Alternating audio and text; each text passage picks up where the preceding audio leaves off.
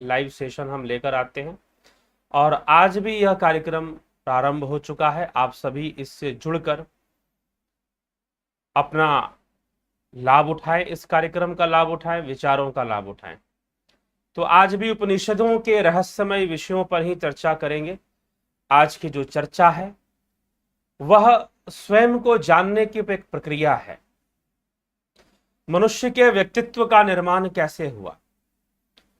अब जैसे कि कल हमने जो विचार श्रवण किए, कल जो हमने बातें श्रवण की कि ब्रह्म से मनुष्य बना, ब्रह्म से मनुष्य बना, तो उसमें हमने सुना कि भाई ब्रह्म से आकाश तत्व की उत्पत्ति हो रही है, आकाश तत्व से वायु, वायु से अग्नि, अग्नि से जल और फिर जल से पृथ्वी और पृथ्वी से औषधि और औषधि से अन्न और अन्न से मनुष्य का शरीर बन रहा है।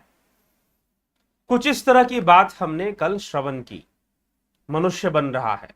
अब यह जो मनुष्य बन रहा है, अब एक यात्रा आपने सुनी, ब्रह्म से लेकर मनुष्य बनने की यात्रा या जीव बनने की यात्रा, या कोई भी शरीरधारी जो बन रहा है वो कैसे बन रहा है। आकाश तत्व, उससे वायु, अग्नि, जल, पृथ्वी, फिर औषधियां, फिर अन्न, और अन्न से ये शरीर बन रहे हैं, जीवों के स्थूल देह बन रहे हैं। तो यह एक प्रक्रिया। अब हम वापस लौटती हुई प्रक्रिया को समझेंगे कि मनुष्य क्या क्या है। मनुष्य क्या क्या है। आत्मा शब्द वास्तव में आत्म तत्व के लिए है। आत्म तत्व ही स्वतत्व है। इसलिए महर्षि पतंजलि ने कहा कि योग का उद्देश्य है स्वरूप की उपलब्धि, स्वरूप की अवस्था, उपलब्धि भी नहीं, अवस्था शब्द का प्रयोग किया है।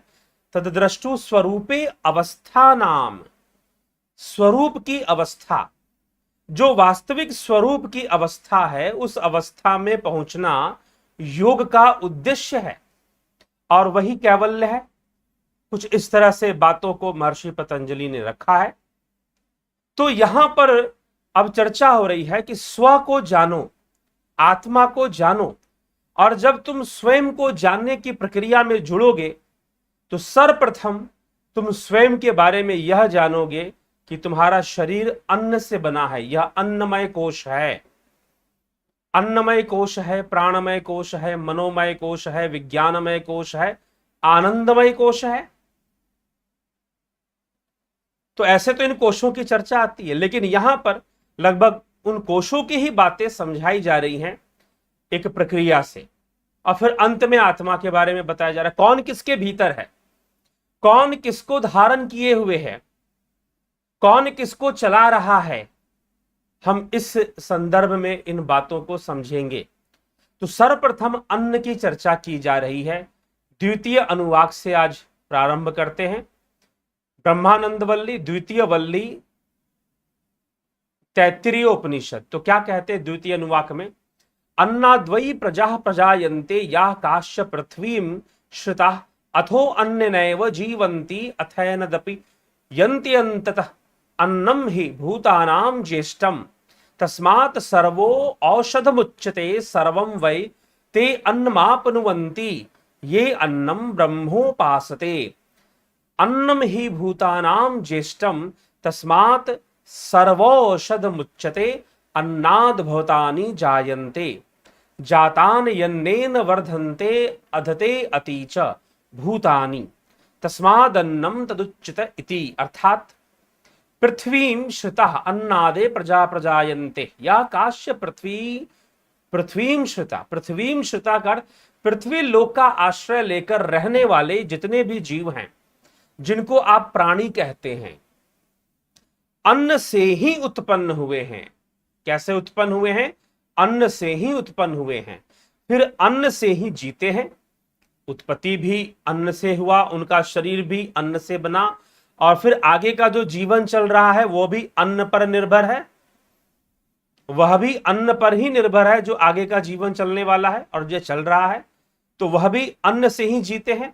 अंत में इस अन्न में ही विलीन हो जाते हैं, अर्थात मृत्यु हो जाती है। जब उनकी इस शरीर को त्याग देता है जब जीवात्मा, या प्राण इस देह को छोड़ देते हैं, तो उस समय यह शरीर पुनः मिट्टी में ही मिलेगा और अन्न का ही कारक बनेगा, अन्न ही बनेगा अंत में मिट्टी में मिलकर। तो फिर जब यह नष्ट हो जाएगा तो उसके बाद भी यह अन्न ही पैदा करेगा, तो अंत में भी इसका अंत भी अन्न ही है।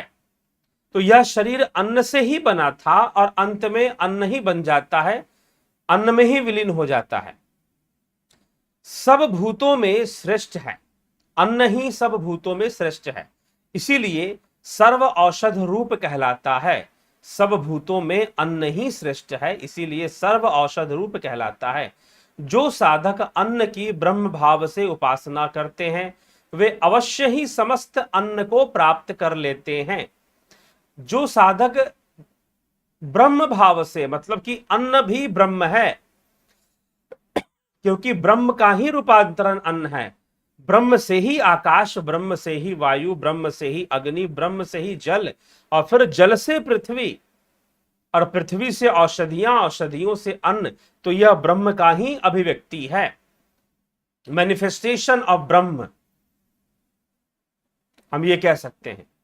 तो वह वही अन्न के रूप में प्रकट हो रहा है। इसीलिए जो मनुष्य इस अन्न को, इसीलिए हम एक अन्न को भाव देने के लिए हम अन्न को भी देवी का रूप देते हैं, उसे भी अन्नपूर्णा कहते हैं, क्योंकि अन्न हमें जीवन देने वाला है, अन्न हमें शरीर देने वाला है, इसलिए वह भी देव है भाव रूप में।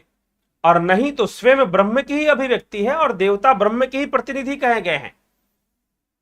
तो इसीलिए अन्न जो है उसकी उपासना की बात यहां पर कही जा रही है कि अन्न की ब्रह्म भाव से उपासना करते हैं वे अवश्य ही समस्त अन्न को प्राप्त कर लेते हैं, उन्हें अन्न की कमी कभी नहीं होती है।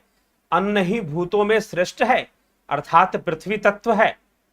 पंचभूतों में आकाश, वायु, जल, अग्नि, पृथ्वी, तो पृथ्वी तत्व तो यह अन्न ही है। वही पृथ्वी का जो तत्व हमारे शरीर में है वो अन्न के माध्यम से है। तो अन्न ही भूतों में श्रेष्ठ है, इसलिए सर्व औषध नाम से कहा जाता है। अन्न से ही सब प्राणी उत्पन्न होते हैं, उत्पन्न होकर अन्न से ही बढ़ते हैं और वह खाया जाता है प्राणियों के द्वारा अधते, तथा स्वयं भी प्राणियों को वह खाता है, इसलिए अन्न नाम से कहा जाता है कि भूतानि तथा भूतानि अति तस्मात्, कि अन्न प्राणियों को खाने वाला भी वह है, क्योंकि प्राणी अपना समय जो है, अपनी ऊर्जा जो है इस अन्नमय शरीर में क्या करता है, व्यय करता है, खर्च कर देता है। प्राण कहां खर्च हो रहे हैं, इस शरीर में ही तो खर्च हो रहे हैं ना, इस शरीर को बनाए रखने में ही तो खर्च हो रहे हैं। तो उस प्राण को भी खाने वाला यह अन्न है। हर प्राणी अन्न को खा रहा है, लेकिन साथ में यह अन्न भी खा रहा है प्राण को। तो प्राण अगर अपने आप का व्यय कर रहा है, प्राण अगर स्वयं को खर्च कर रहा है, तो इस शरीर में ही कर रहा है। ठीक है, तो इसीलिए अन्न को यहां पर देव भी माना जा रहा है, अन्न को ब्रह्म स्वरूप भी माना जा रहा है, और अन्न से उत्पन्न होकर अन्न में ही परिवर्तित हो जाते हैं, अंत में अन्न में ही समाते हैं, अन्न ही बचता है। तो यह शरीर अन्न से बना हुआ है। लेकिन अब यह अन्नमय शरीर जो है वह किससे बना हुआ है, इसकी भी व्याख्या आगे मिलेगी, इसको भी समझाने का प्रयास आगे किया जाएगा। तो कहते हैं तस्माद्वा एतस्मादन्न रसमयादन्यो अंतरः आत्मा प्राणमयः तेन ऐष पूर्णः सवा एष पुरुषविद एव तस्य पुरुषविद्धतामन्वयम् पुरुषविद्धः तस्य प्राण एव शिरः व्यानो दक्षिणः पक्षः अपान उत्तरः पक्षः आकाश आत्मा पृथ्वी पुक्षम प्रतिष्ठा तदप्येष श्लोको भवति। निश्चय ही उस वै तस्मात् एतस्मात् अन्न रसम यात, निश्चय ही उस इस अन्न रसमय मनुष्य शरीर से भिन्न उसके भीतर रहने वाला प्राणमय पुरुष है, उससे यह व्याप्त है। वह यह प्राणमय आत्मा निश्चय ही पुरुष के आकार का ही है। उस आत्मा की पुरुष तुल्य आकृति में उस अन्न रसमय शरीर की पुरुष तुल्य आकृति में अनुगत होने से ही यह पुरुष के आकार का है। उसका प्राण ही सिर है। व्यान दक्षिण दाहिना हाथ है, उसका दाहिना भाग है व्यान, ठीक। अपान उसका बायां भाग है और आकाश शरीर का मध्य भाग है। पृथ्वी पूंछ के समान है, प्रतिष्ठा आधार है। और उस प्राण की महिमा के विषय में यह समझाया गया है कि अब वह जो अन्नमय शरीर है वह किसको भक्षण करता है? वह प्राणमय शरीर, और उसी का आधार लिए हुए है। उसके रहने से ही यह अन्नमय शरीर टिका हुआ है। तो इसीलिए यहां पर प्राण के महत्व को बताया जा रहा है, प्राणमय शरीर की बात हो रही। निश्चय ही इस अन्न रसमय मनुष्य शरीर से भिन्न उसके भीतर रहने वाला प्राणमय पुरुष है। इससे भिन्न है वो, लेकिन रहता इसके संग है। उसके रहने से ही यह स्थूल अन्नमय शरीर जो है, अन्न रसमय शरीर, यहां पर जो शब्द प्रयोग हुआ अन्न रसमय शरीर, तो जो अन्न रसमय शरीर है अगर वह कुछ करता हुआ दिखाई दे रहा है तो वह प्राणों के होने के कारण दिखाई दे रहा है। तो वह प्राण यहां पुरुष के समान, पुरुष के आकार का बताया जा रहा है, क्योंकि उसके बिना इस अन्नमय अन्न रसमय शरीर का होने का कोई लाभ नहीं है। वह चलायमान नहीं होगा, वह क्रियाशील नहीं होगा अगर इसमें प्राण ना रहे तो। अब वह प्राण है। अब उस प्राण के जो व्यान वायु है, जो कि रक्त का संचार पूरे शरीर में करता है, व्यान वायु, और जो अपान वायु है, व्यान वायु दाहिना है, पक्ष है उसका, दाहिना भाग है प्राणमय शरीर का। जैसे स्थूल में शरीर का दाहिना बायां भाग है ना और मध्य भाग है, वैसे ही प्राणमय शरीर के लिए कहा जा रहा है। स्थूल शरीर के लिए तो कहा गया कि भाई दायां बाहिना और बीच में जीव रहता है, बीच में जीवात्मा का वास है, वो सबको कंट्रोल करता है, वही मध्य है, वही मध्य है। तो अन्नमय शरीर और उसको अंदर प्राणमय शरीर के होने से ही वो अन्न रसमय शरीर काम कर रहा है। अब उस प्राणमय शरीर का दाहिना भाग है व्यान वायु और बायां भाग है अपान, जो कि भोजन हम करते हैं उसको पेट में ले जाता है, पेटों से आंतों में ले जाता है, पचाता है और ऊर्जा चारों तरफ वो बांट देता है। जो भोजन से जो ऊर्जा निकलती है, जो तत्व निकलते हैं, और फिर वह मल द्वार से बाहर निकल जाता है। अपान वायु तो दाहिना हाथ व्यान है, बायां हाथ अपान है, और बीच में वह स्वयं प्राण अपने आप ही वास कर रहा है। तो वह हमारा आत्मरूप है। वह प्राण भी यहां पर प्राणात्मा हो जाएगा, शरीरात्मा हो जाएगा, ठीक है। तो वह हमारा एक आत्मरूप है। तो प्राणमय आत्मा निश्चय ही पुरुष के आकार का है। तो उस प्राणमय शरीर का प्राण ही सिर है। सिर क्या है? प्राण है उसका। व्यान दाहिना भाग है, अपान बायां भाग है, आकाश शरीर का, उसका आकाश शरीर का मध्य भाग है, और पृथ्वी उसका पूंछ है। पृथ्वी तत्व उसका पूंछ है, आकाश तत्व उसका मध्य भाग है। इसलिए हम कहते हैं चिदाकाश, हृदय आकाश, ठीक, मध्य है इसीलिए। तो इस प्रकार से इसकी व्याख्या, इसके महत्व की व्याख्या यहां पर की गई है। तो आकाश में फैले हुए वायु के भांति सर्व शरीर व्यापी समान वायु आत्मा है, क्योंकि वह समस्त शरीर में समान भाव से रस पहुंचाकर समस्त प्राणमय शरीर को पुष्ट करता है। इसका स्थान शरीर का मध्य भाग है, इसलिए उसे मध्य भाग में माना गया, समान को आकाश रूप माना गया उसे, तथा इसी का बाह्य आकाश से संबंध है। यह बात प्रश्नोपनिषद में भी तो चर्चा हो चुकी है पहले। तीसरे प्रश्नोत्तर के 5वें और 8वें मंत्रों में कही गई है, वहां पर चर्चा हुई थी यह बात, पंचवायुओं के बारे में। प्राणवायु, समान वायु क्या कार्य करते हैं, उनका क्या महत्व है, ठीक है, तो बताया जा चुका है पहले भी। तो पृथ्वी पूंछ एवं आधार अर्थात अपान वायु को रोक कर रखने वाली पृथ्वी की आदि दैविक शक्ति ही इस प्राणमय पुरुष का आधार है। तो यह पंच प्राण जो है इस प्रकार से हमारे शरीर में काम करते रहते हैं।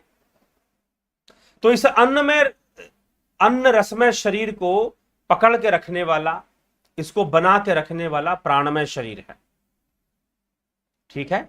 प्राणमय शरीर है, इसलिए उसकी महिमा यहां पर गाई जा रही है, प्राण की महिमा गाई जा रही है। और प्राण कितने प्रकार के हैं? तो पंच प्राण का सिद्धांत है, प्राणवायु, व्यान वायु, समान वायु, अपान वायु, उदान वायु, ये 5 प्राण बताए गए हैं। तो ये सब मिलकर सारी गतिविधियां शरीर की चलाते हैं। तो वो उनका भिन्न अस्तित्व है, उनका इससे भिन्न अस्तित्व है, स्थूल देह से, ये जो अन्नमय शरीर है उससे उनका भिन्न अस्तित्व होने के कारण उनको अलग महत्व देकर यहां पर बताया जा रहा है कि उन्होंने टिका के रखा है अन्नमय शरीर को। ठीक, तो प्राणम देवा अनुप्राणंती, प्राण देवता है। प्राणम देवा अनुप्राणंती मनुष्या पार्श्वस्य ये प्राणो ही भूतानामायु तस्मात् सर्वायुष्मुच्यते सर्वमेवता आयुर्यन्ति ये प्राणम ब्रह्मोपासते प्राणो ही भूतानामायु तस्मात् सर्वायुष्मुच्यते इति तस्य स एव शारीर आत्मा। यह पूर्वस्य जो देव, मनुष्य और पशु आदि प्राणी हैं, प्राण का अनुसरण करके ही चेष्टा करते हैं, अर्थात जीवित रहते हैं। बिना प्राण के जीवन संभव नहीं, क्योंकि प्राण ही प्राणियों की आयु है। प्राण इसीलिए सबका आयु कहलाता है, प्राण प्राणियों की आयु है, इसीलिए सबका आयु वही कहलाता है। यह समझकर जो कोई प्राण स्वरूप ब्रह्म की उपासना करते हैं, अब प्राण स्वरूप ब्रह्म की उपासना प्राणायाम से होगी ना, वे निसंदेह समस्त आयु को प्राप्त कर लेते हैं। उसका शरीर में अंतर आत्मा है, जो पहले वाले का अर्थात अन्नमय रस का शरीर का अंतरात्मा है, अर्थात अन्नमय रस शरीर, अन्न रसमय शरीर, अन्न रसमय शरीर का आत्मा प्राण है। ठीक, संसार के लिए यह शरीर ही आत्मा है, अन्न के लिए और पृथ्वी के लिए यह शरीर ही आत्मा, और शरीर के लिए प्राण आत्मा है।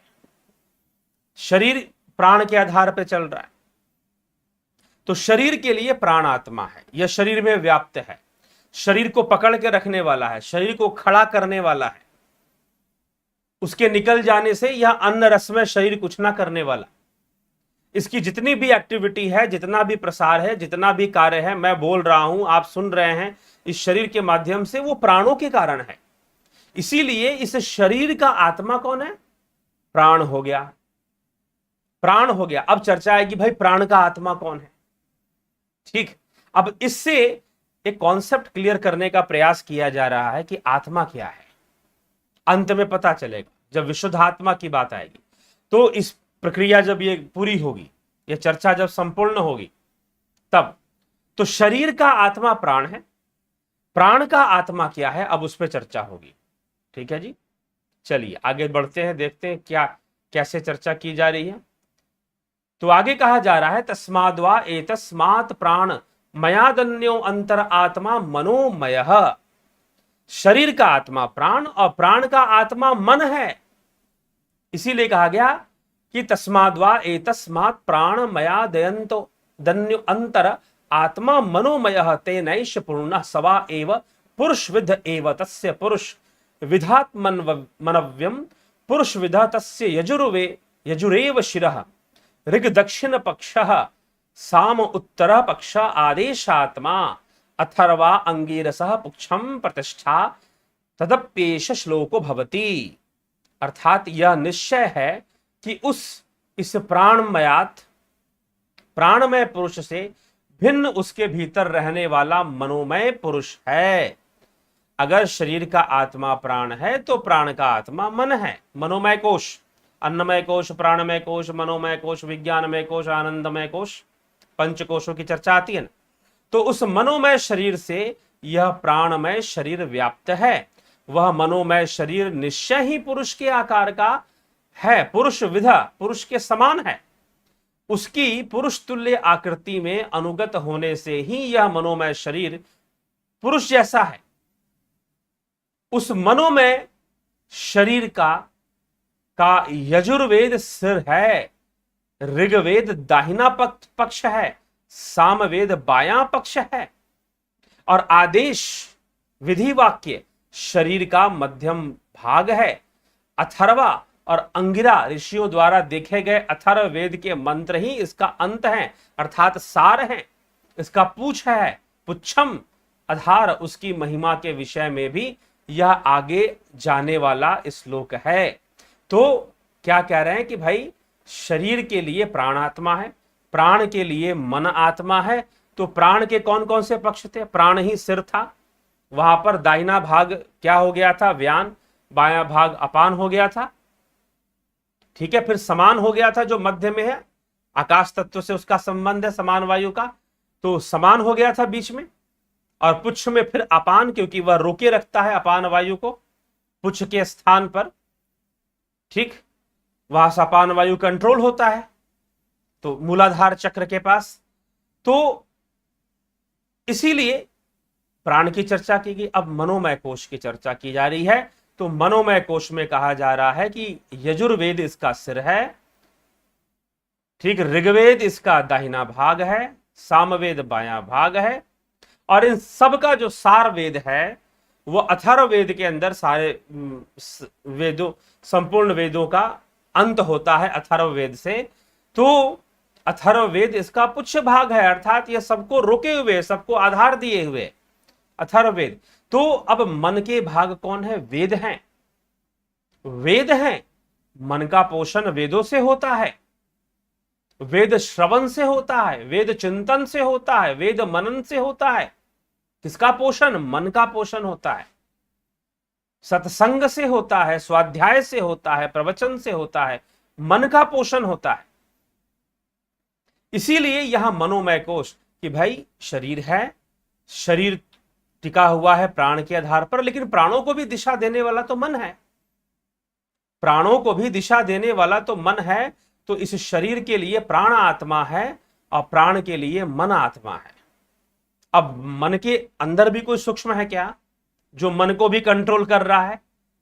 तो उसको भी हम समझेंगे कि मन के पीछे कौन पड़ा हुआ है भाई, और मन की शक्ति क्या है, मन को अंदर से पकड़ के रखने वाला कौन है, कौन सा तत्व है?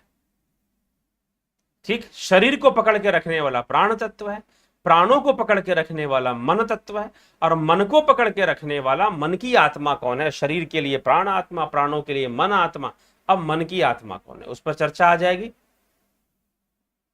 उस पर व्याख्या आ जाएगी। तो क्या कहते हैं उस विषय में ऋषि मुनि हमारे समझाते हैं चतुर्थ अनुवाक में, यतो वाचो निवर्तन्ते अप्राप्य मनसा सह आनंदम ब्रह्मणो विद्वान न विभेति कदाचनेति तस्यैष एव शारीर आत्मा यह पूर्वस्य। जहां से मनसा, मन के सहित वाणी आदि इंद्रियां उसे ना पाकर लौट जाती हैं, ठीक, उस ब्रह्म के आनंद को जानने वाला जो विद्वत पुरुष है कभी भय नहीं करता। इस प्रकार यह श्लोक समझाता है। उस मनोमय पुरुष का भी यह आत्मा, एष एव शारीर, शारीर अंतवर्ती आत्मा, इस मनोमय पुरुष का भी जो आत्मा है वह कौन है? जो शारीर अंतवर्ती, जो शरीर के अंत में भी रहता है। ठीक है, तो शरीर भी पहुंच नहीं सकता, इंद्रियों के समुदाय रूप मनोमय शरीर की भी पहुंच नहीं जहां, वहां की बात की जा रही है। परंतु ब्रह्म को पाने के लिए साधन करने वाले मनुष्य को यह ब्रह्म के पास पहुंचाने में विशेष सहायक है। ये मन, वाणी आदि जितने भी हैं उन पर ब्रह्म के द्वार तक पहुंचाकर उसे वहीं छोड़कर स्वयं लौट आते हैं, और वह साधक उनको प्राप्त हो जाता है। तो वह कौन है? वह कौन है? श्री कृष्ण भगवान किसको कहते हैं कि भाई इसको मुझ में लगाओ? किसको लगाना है? कौन इस ओर देख रहा है? माया की ओर। किसकी दिशा माया की ओर है और किसकी दिशा ब्रह्म की ओर है? तस्माद्वा एतस्मान मनोमयादन अंतरम आत्मा विज्ञानमयस्तेनैष पुण्यः सवा एष पुरुषविद एव तस्य पुरुषविद तामन्वयम् पुरुषविद तस्य श्रद्धैव शिरः हृतं दक्षिणः पक्षः सत्यम उत्तरः पक्षः योगात्मा महापुच्छ प्रतिष्ठा तदप्येष श्लोको भवति। अर्थात निश्चय ही उस पहले बताए हुए इस मनोमय पुरुष से अन्य अंतर, इसके भीतर रहने वाला जो इसका भी आत्मा है वह विज्ञानमय है। यह वह विज्ञानमय है उस विज्ञानमय को ही मन का आत्मा समझना चाहिए। यह मनोमय शरीर व्याप्त है जिसके भीतर, जिसका आधार लेकर मनोमय शरीर टिका हुआ है। ठीक है जी। अन्नमय, अन्न रसमय शरीर प्राणों का आधार लेकर टिका, प्राण मन का आधार लेकर टिके, अब मन विज्ञानमय का आधार लेकर टिका हुआ। यह विज्ञानमय मन की भी आत्मा है, यह विज्ञानमय मन की भी आत्मा है, तो पुरुष के आकार का ही है, उसकी पुरुषाकृति में मतलब पुरुष के समान है। अनुगत होने से यह विज्ञानमय पुरुष जैसा ही है। उस विज्ञानमय को का जो सिर है वो श्रद्धा है, श्रद्धा उसका सिर है। सदाचार ऋतम, सदाचार ही उसका दाहिना पक्ष है। सत्यम, सत्य आचरण ही उसका बायां पक्ष है।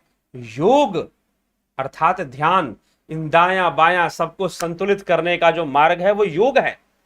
इसीलिए यहां शब्द आ रहा है योगः।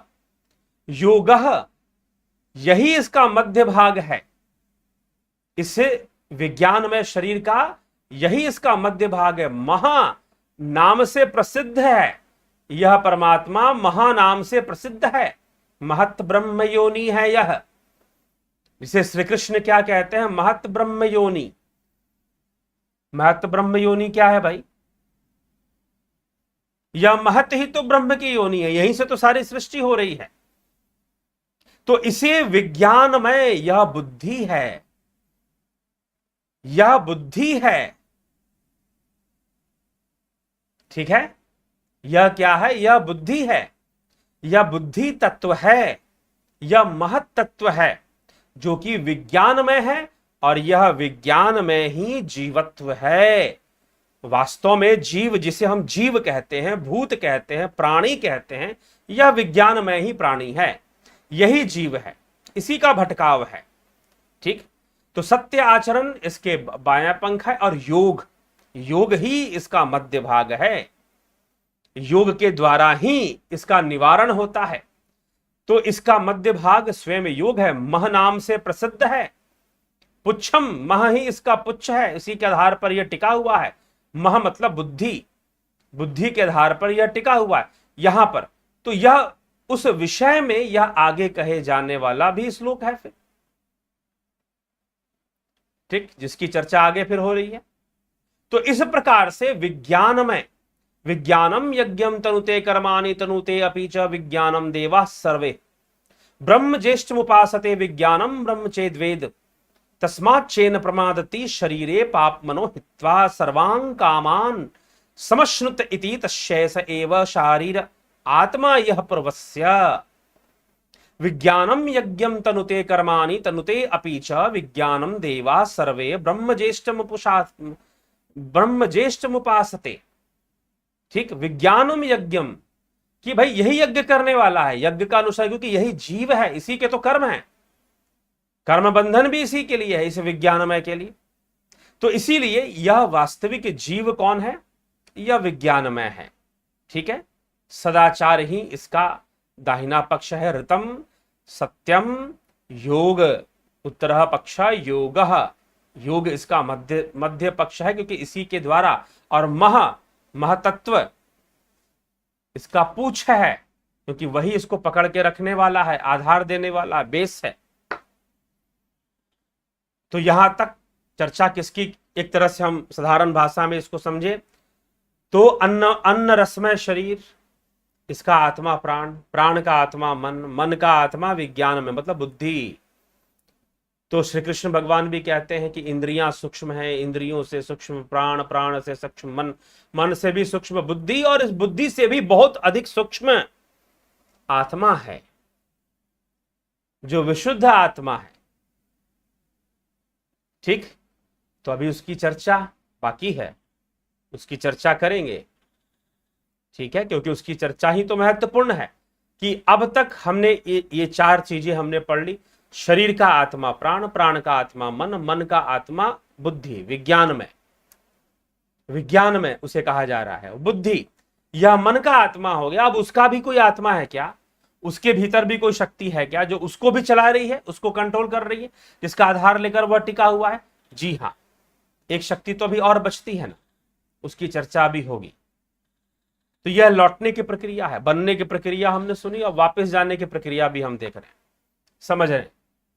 ठीक है, तो यह मनुष्य का व्यक्तित्व सिर्फ यह शरीर नहीं है, इस शरीर को धारण करने वाले प्राण हैं, प्राणों को धारण करने वाला मन है, मन को धारण करने वाली बुद्धि है, विज्ञानमय है, उस बुद्धि के लिए ही विज्ञानमय कहा जा रहा है।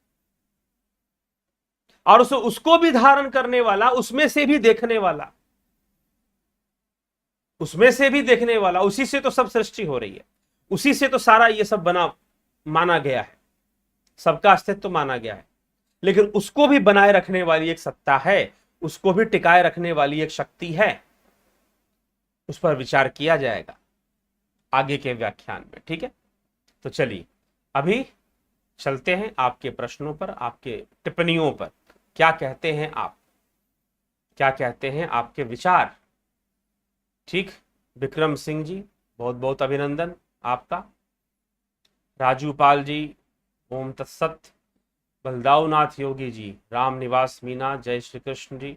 चितरंजन बरुआ अभिनंदन। संजय मोरे ओम तत्सत। उषा श्रीवास्तव जी, राधे श्याम दीक्षित जी, विश्व यात्री जी, सरोज कृष्णानी जी, भुवन राय जी। शास्त्र में आत्मा को तो पंचकोश, 3 गुणों और पाप पुण्य से न्यारा बताया है। क्या जीवात्मा को हम पंचकोश, 3 गुण, 5 इंद्रियां, चित्त, अहंकार की समष्टि कह सकते? बिल्कुल कह सकते। जीवात्मा है ही यही, समष्टि ही है, समष्टि ही है। अन्नमय कोश, अन्न रसमय कोश यहां पर लिखा जा रहा है। अन्न रसमय कोश प्राणमय, प्राण हो गया, अन्न का आत्मा प्राण, प्राण का आत्मा मन, मन का आत्मा बुद्धि। तो इन सब से मिलकर ही जीव बना है, जीव इनकी समष्टि ही है। पंच ज्ञान इंद्रियां, पंच कर्म इंद्रियां, अंतःकरण, चतुष्टय कर्म, ठीक है जी, कामनाएं कर्म, इन सब को मिलाकर ही तो जीव बना है, पुर्यष्टक बना हुआ है। इन सब की समष्टि ही तो जीवात्मा है। अब जीवात्मा क्यों कहते हैं? तो क्योंकि वास्तव में मूल आधार आत्मा का दिया हुआ है, इसलिए अब कल के विषय में इसको हम लेंगे, किस प्रकार से मूल आधार आत्मा का है, विशुद्ध आत्मा क्या है। अभिषेक कुमार, माधुरी कोल्हे जी, रूपलाल विश्वकर्मा, भुवन राय जी, पिंटू वसवा जी, जगत नारायण जी, योगेंद्र पंडित जी, सबका बहुत बहुत अभिनंदन। ओम प्रकाश माली, तरनजीत सिंह, भुवन राय। आकाश तत्व से पहले ब्रह्म की बात है ना, ब्रह्म से ही आकाश तत्व बना। रचना जी, भूप सिंह खीचर जी, एसपी सैनी जी, स्मिता सावंत, सुमन द्विवेदी, जयंती भाई पटेल, पंकज मिश्रा। क्या जीवात्मा सिर्फ मरे हुए व्यक्तियों की यादें हैं? ये किसने कह दिया? नहीं, अब इतनी सारी व्याख्या हुई, इसको सुनिए। जीव क्या है? ठीक, आकाश तत्व से पहले अव्यक्त आत्म तत्व था, है, था भी नहीं, वो है, अभी भी है। ठीक है, ज्योति दत्ता जी, बलवंत सिंह गोहिल जी, किरण शर्मा जी, पिंटू वसवा जी, भिखू कुछदिया जी। ओम पिंटू वासवा जी, इस युग का कलयुग क्यों कहते हैं? कली का प्रभाव, काल का प्रभाव अधिक है, काल की गति इसमें ज्यादा तीव्र होती है, इसलिए। रणप्रीत सिंह जी, कृपया उदान वायु का वर्णन करें। हो चुका है पहले, उदान वायु के बारे में बहुत कुछ बताया गया है, योग सूत्र में भी बताया गया है, उपनिषदों के माध्यम से, प्रश्नोपनिषद के माध्यम से भी उदान वायु के बारे में बताया गया है कि उदान वायु ही मरणोपरांत, उदान वायु ही जीवात्मा को शरीर से बाहर ले जाता है, दूसरे योनियों में ले जाता है। उदान वायु की दिशा ऊपर की होती है, अपान वायु के नीचे, उदान वायु की दिशा ऊपर, अपवर्ड डायरेक्शन में होती है। ये सारी चीजें पहले भी चर्चा हो चुकी है। उदान वायु पर पूरा लेक्चर है, पूरा व्याख्यान है एक दिन का, जरूर उसे आप ढूंढकर इसका लाभ उठाएं। अफंता प्रोडक्शन, परा अपरा नॉलेज, जी हाँ, मुंडको उपनिषद पढ़िए, उसमें परा अपरा के बारे में बताया, प्लेलिस्ट में है मुंडको उपनिषद, उसको सुनिए। धर्मेंद्र शर्मा जी, राम राम जी, आमिर सिंह जी, जय श्री कृष्ण। मुकेश शुक्ला, अभिनंदन आपका भी। ठीक, तो आप सभी का बहुत बहुत अभिनंदन, हमने इसका लाभ उठाया और यह चर्चा चल रही है उपनिषदों पर। तैत्तिरीय उपनिषद अनेकों रहस्यों से भरा हुआ है, अनेकों रहस्य खोलने वाला है अभी आगे चलते चलते। तो चलिए, अब इसका मध्य भाग चल रहा है, ब्रह्मानंद वल्ली, दूसरा वल्ली जो है, दूसरा अध्याय जो है, इसके बाद एक अध्याय इसका और बचेगा। तो जरूर समझे, जुड़े। और ध्यान योग की क्लासेस चल रही हैं मध्य में। जरूर इस महीने एक सेशन, एक किसी विषय पर कुछ युवा हैं जिन्होंने कई चीजों के लिए आग्रह किया है कि इस विषय पर अगर युवाओं को समझाया जाए तो निश्चय ही कुछ युवाओं से संबंधित जैसे कि उनका कैरियर है, उनका लाइफ है, उनकी पर्सनालिटी है, उनका नॉलेज है, तो इन सब के बीच में बहुत ज्यादा कॉन्फ्लिक्ट होता है, कई ज्यादा कॉन्फ्लिक्ट होता है और कई बार बहुत ही विपरीत परिस्थितियों का सामना करना पड़ता है और युवा उसके लिए तैयार नहीं होते। कई बार वो पढ़ाई में बहुत अच्छे होते हैं लेकिन जब नौकरी करते हैं तो ऑफिस या मार्केट की जो परिस्थितियां होती हैं उसमें वो कई बार एडजस्ट नहीं कर पाते, कई बार वो गलत रास्ते पकड़ लेते हैं, तो कई चीजें होती हैं, कई समस्याएं होती हैं। तो युवाओं से संबंधित कैरियर उनके लिए बड़ा महत्वपूर्ण रखता है। ज्यादातर युवाओं के लिए तो कैरियर को लेकर बड़े ही चिंतित रहते हैं लोग। पढ़ाई तो कर लेते हैं, एग्जाम में, परीक्षाओं में पास हो जाते हैं, अच्छे नंबर ले आते हैं, लेकिन जब बात प्रेजेंटेशन की आती है, कॉलेज के स्टेज पर प्रेजेंटेशन देना, एग्जामिनेशन कॉपी पर प्रेजेंटेशन देना, शीट पर प्रेजेंटेशन देना अलग बात है, मार्केट में प्रेजेंटेशन देना और अपने आप को वहां पर खड़ा करना, संसार में खड़ा करना, समाज में अपने आप को खड़ा करना, ये सारी चुनौतियां उनके सामने होती हैं। तो एक वर्कशॉप जरूर युवाओं के लिए हम संभवतः इस महीने में, जुलाई के महीने में ही करने का प्रयास करेंगे, यूथ के लिए, कि कैसे लाइफ को समझना है, कैरियर को समझना है, कंपटीशंस को समझना है और जीवन को उसमें कैसे जीना है, क्योंकि जीवन जीना ही जीवन की सफलता है, ये ध्यान रखिएगा। जीवन को बेहतर तरीके से जीना ही जीवन की सफलता है, बस जीवन को सफल करने के लिए इतना ही पर्याप्त है। लेकिन फिर बहुत सारी चीजें हैं, बहुत सारी चुनौतियां हैं, तो युवा कई बार उसमें बहुत ज्यादा पजल हो जाते हैं, बहुत ज्यादा संशयग्रस्त हो जाते हैं, भ्रमित हो जाते हैं, कई बार गलत कदम उठा लेते हैं, कई बार गलत सोच का शिकार बन जाते हैं, गलत प्रेरणाओं के वशीभूत हो जाते हैं, परवश हो जाते हैं अत्यधिक। तो ये सब चीजें हैं जिसको लाकर एक वर्कशॉप, एक ट्रेनिंग क्लास या फिर एक व्याख्यान, मीटिंग, जो भी होगा वो आने वाले समय में जल्द ही आपको बताया जाएगा कि उसके लिए क्या किया जा रहा है। तो जरूर ही अपने घर परिवार के युवाओं को इससे जुड़ने का आप अवसर उन्हें प्रदान करें और वो उसका लाभ उठाएं। तो चलिए ठीक है, तो आज यह चर्चा हुई, इसी को बढ़ाते हुए कल की भी चर्चा होगी पंचम अनुवाक से, पंचम षष्ठम अनुवाक से, द्वितीय वल्ली ब्रह्मानंद वल्ली से। तो बातें ब्रह्म तक जाएंगी, आनंद तक जाएंगी, परमानंद तक जाएंगी, लीन होने तक जाएंगी और जा रही हैं, एक एक स्टेप हम बढ़ते जा रहे हैं। तो चलिए, अवश्य ही इन विषयों को समझना है तो आप जुड़े रहें, बने रहें चैनल से। अगर आपको लगता है कि चैनल के ऊपर दिए जाने वाली जो जानकारी है वो श्रेष्ठ है, यह लोगों को पता होना चाहिए और उपनिषदों का ज्ञान समाज को, भारतीय समाज को, सनातन धर्म समाज को निश्चय ही प्राप्त होना चाहिए, तो मैं तो यहां बोल ही रहा हूं, लगभग 40-45 मिनट, 1 घंटा तक बोलता हूं कई बार।